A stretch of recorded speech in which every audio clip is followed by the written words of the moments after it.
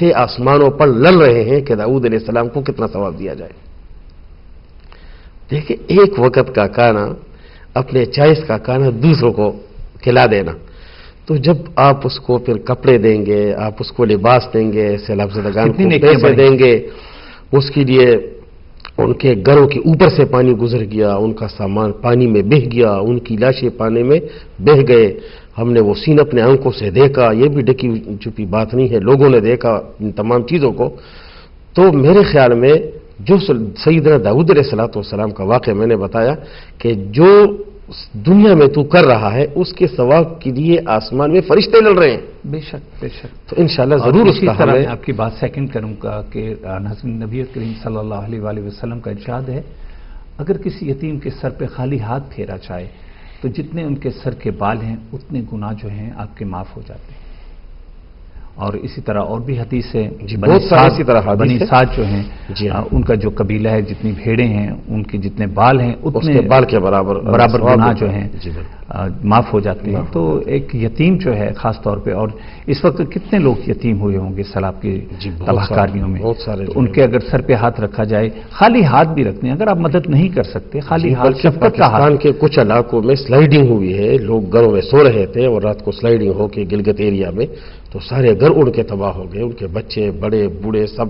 تو اس وقت یہ ان پر ایسا غم آیا ہوا ہے پورے پاکستان کے، جتنا ہو سکے تعاون کرنا چاہیے. تو ہم آ رہے ہیں وہ رسول کریم صلی اللہ علیہ وسلم کا طائف کا سفر. جی. تو یہ میں بتانے والا تھا اپنے ناظرین کو کہ 2 میل تک رسول کریم صلی اللہ علیہ وآلہ وسلم پر پتھر برسائے جا رہے ہیں، اور حضرت زید بن حارثہ رضی اللہ تعالیٰ عنہ کی قربانی کو دیکھے کہ وہ ایک ڈال بن کر کبھی رسول اللہ صلی اللہ علیہ وسلم کے آگے، کبھی دائیں طرف، کبھی بائیں طرف، کہ یہ سارے پتھر میرے اوپر لگے لیکن رحمت کائنات پر نہ لگے. اللہ اللہ سبحان. لیکن وہ اوباش صبر کی انتہا ہے. وہ اوباش نوجوان سڑک کے دائیں طرف بھی تھے، بائیں طرف بھی تھے. حضرت زید بن حارثہ خون سے لہو لہان ہے. محمد مصطفیٰ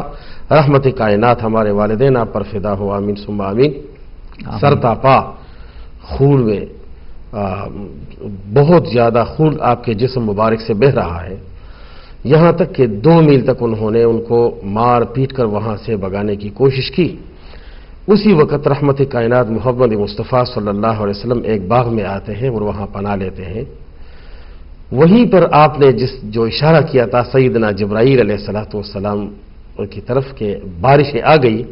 سخت گرمی کا موسم ہے، رحمت کائنات گرمی سے نڈال ہے، اور اسی میں سیدنا جبرائیل علیہ السلام اس بادلوں کے اندر سے نیچے آتے ہیں اور فرماتے ہیں محمد مصطفیٰ. بلکہ اس وقت رحمت کائنات ایک دعا فرما رہے تھے، وہ دعا قابل دید ہے، وہ دعا سننے کی نسلوں میں سے کوئی وہ دعا ایسی دعا ہے جس کا میں پورا بیان تو نہیں کر سکوں گا، لیکن اس کا جو مفہوم ہے وہ ناظرین کے سامنے رکھ دوں گا کہ یا اللہ اے رب کائنات، ہمارے اندر اتنی طاقت نہیں تھی کہ ہم آپ کا دین اس پر صحیح طریقے سے پیش کر سکتے. واہ واہ سبحان اللہ. ہمارے اندر اتنی طاقت ہی نہیں تھی کہ ہم صحیح انداز میں آپ کا دین ان پر پیش کر سکتے. یا اللہ ہماری کوتاہیوں کو نہ دیکھ، ہم بڑے کوتا ہے، ہم نے تو تھوڑی سی محنت کی ہے، معمولی سی مشقت کی ہے، لیکن یا اللہ ہو سکتے کہ ہمارے اعمال اتنے ہی زیادہ اچھے نہ ہو جس کی وجہ سے یہ ہمارا جو موٹیویشن تھا وہ پورا کے پورا کامیاب نہ ہو سکا. رحمت کائنات اور ایسے الفاظ، اور پھر فرمانے لگے اے رب کائنات، اے رب کائنات، ان لوگوں کو کوئی تکلیف نہ دینا. اگر ان لوگوں کو پتہ چلے کہ یہ محمد مصطفیٰ ہے، اگر ان لوگوں کو یہ پتہ چلے کہ یہ رحمت للعالمین ہے، اگر ان لوگوں کو یہ علم ہو کہ اللہ نے کائنات اس محمد کی نام سے پیدا کیے ہے، اور اگر ان لوگوں کو یہ علم ہو کہ یہ تاجدار مدینہ ہے، تو یہ میرے اوپر جان فدا کرتے. لیکن یا اللہ یہ قوم سمجھتی نہیں ہے. اللہ اللہ اللہ. دعا کر کے فرمان جاری کیا آپ نے، اور اسی میں سیدنا جبرائیل علیہ السلام آئے. آسمان پہ فرشتے رو رہے ہیں سیدنا محمد صلی اللہ علیہ وآلہ وسلم کی حالت کو دیکھ کر، اور سیدنا جبرائیل علیہ السلام نے فرمایا اے محمد مصطفیٰ، میں اپنے ساتھ پہاڑوں کا فرشتہ لایا ہوں، اگر آپ چاہیں تو آپ حکم دے، ہم ان دو پہاڑیوں کے درمیان ان طائف کے لوگوں کو کچل دیں اور ایسا کچل دیں کہ قیامت تک ان کی نام و نشان نہ رہے، نیست و نابود ہو جائے۔ رحمت کائنات محمد مصطفیٰ نے ارشاد فرمایا، میں لوگوں کو نیست و نابود کرنے کے لیے نہیں آیا، میں لوگوں کو ختم کرنے کے لیے نہیں آیا، میں لوگوں کو اس لیے نہیں آیا کہ وہ دنیا سے مٹ جائے، میں تو ان کو آیا ہوں ان کو موٹیویٹ کرنے کے لیے، ان کو رحمت للعالمین بن کے آئے، میں تو رحمت للعالمین بن کے آیا، میں تو ان کے لیے عذاب بن کر نہیں آیا ہوں۔ اور اے سیدنا جبرائیل علیہ السلام، آپ کو علم ہے کہ اگر ان لوگوں کو علم ہو جائے، پتہ ہو جائے کہ یہ بندہ کون ہے، یہ محمد مصطفیٰ ہے، اور مجھے یقین ہے اگر یہ لوگ ایمان نہیں لاتے، یہ جملہ کوٹ کرنے کا ہے، اگر مجھے یہ یقین ہے اگر یہ لوگ ایمان نہیں لاتے، یہ مجھے نہیں جانتے، تو ان کے اولاد میں سے کوئی ایمان والا بن جائے گا۔ اگر ان کے اولاد میں سے کوئی نہ بنا تو ان کے اولاد میں سے کوئی ایمان والا بن جائے گا، اور قیامت تک یہ سلسلہ جوڑتا رہے۔ جی، میں آپ کی بات سیکنڈ کرنا چاہوں گا۔ مجھے اتفاق ہوا طائف جانے کا، جی ہاں، اور میں نے دیکھا وہاں پہ جی بالکل درود و سلام پڑھتے ہوئے ان بدوؤں کو جو کہ دین کے اتنے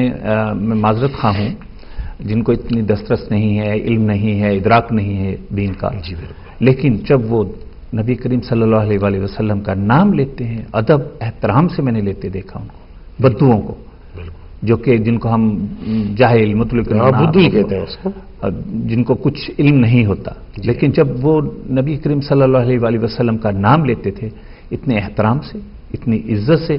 تو مجھے وہ وقت یاد آتا ہے جب نبی کریم صلی اللہ علیہ وسلم نے دعا کی تھی، اے اللہ ہو سکتا ہے ان کی نسلوں میں سے کوئی جو ہے ایمان لے آئے،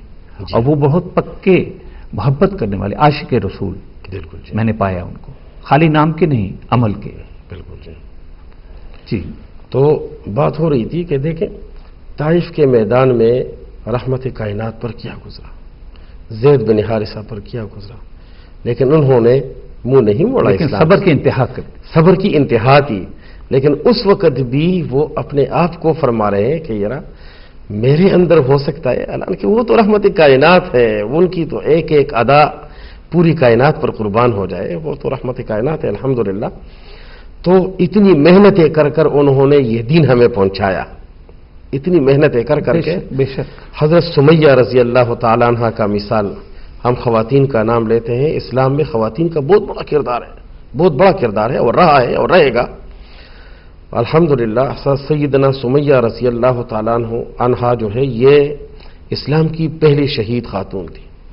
جب اس نے اسلام قبول کیا تو ابو جہل نے اس کو کہا کہ اسلام سے واپس آ جاؤ، اس نے کہا نہیں، میں نے ایک دفعہ یہ کلمہ پڑھا، لا الہ الا اللہ محمد رسول اللہ، اگر میری جان بھی چلی جائے رحمت کائنات پر تو مجھے کوئی پرواہ نہیں۔ انہوں نے برچا مارا اور اس کو شہید کر دیا، حضرت سمیہ رضی اللہ عنہ۔ حضرت خباب بن ارت رضی اللہ تعالیٰ عنہ کے بارے میں ہے کہ ان کو تپتی ہوئی ریت کے اوپر لٹا کر اس کے اوپر بڑے بڑے سیل رکھتے تھے، پتھر رکھتے تھے۔ اسی طرح سیدنا بلال رضی اللہ تعالیٰ عنہ کو دیکھو، آپ کو تپتی ہوئی ریت پر رکھ کر اس کو مارتے تھے، اور اتنا مارتے تھے کہ لوگ اس کو مردہ سمجھ کر اس کے اوپر سے چل بستے۔ رحمت حضرتنا بھی بلال رضی اللہ تعالیٰ عنہ کی قربانیوں کو دیکھو، لیکن پھر بھی اس کے زبان مبارک پہ صرف ایک الفاظ تھے، اللہ احد اللہ صمد۔